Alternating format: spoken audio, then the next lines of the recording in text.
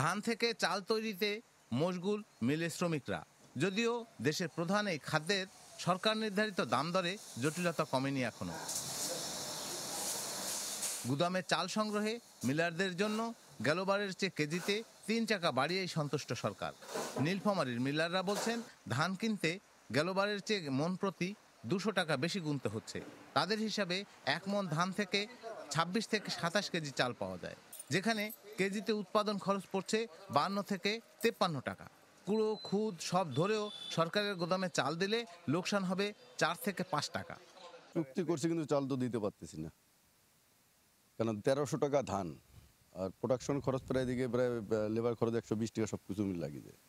ওই হিসাবে দেখি 26 কেজি চাউল, আমরা 26 থেকে 26.5 কেজি চাউল, ওই হিসাবে দেখা যাচ্ছে যে কেজি প্রতি 4 টাকা থেকে 5 টাকা লস।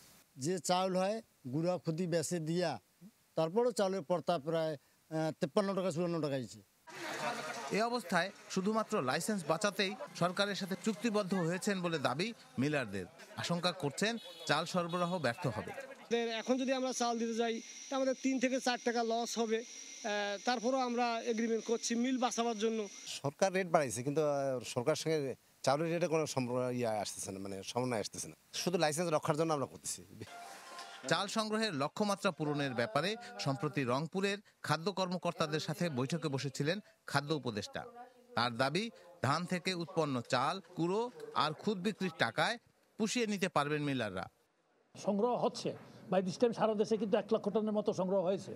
এটা আমাদের লক্ষ্যমাত্রার চেয়ে পিছনে, এতে কোনো সন্দেহ নেই, কিন্তু সংগ্রহের লক্ষ্যমাত্রার সময়সীমা এখনো রয়ে গেছে, আরও 2 মাস রয়ে গেছে। কিন্তু আমাদের আশা করছি এদিন দেরি করতে হবে না, এর আগেই আমরা আশা করতেছি যে যথাযথভাবে সাফল্য অর্জিত হবে।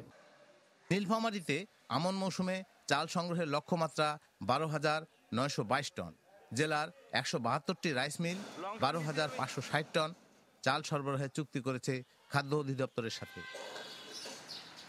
রায়হান সবুক্তদিন, চ্যানেল 24, নীলফামারী। বছর শেষের খুশি নগদে হবে বেশি। নগদ পেমেন্টে নির্দিষ্ট ক্যাটাগরির কেনাকাটায় 300 টাকা পর্যন্ত ক্যাশব্যাক।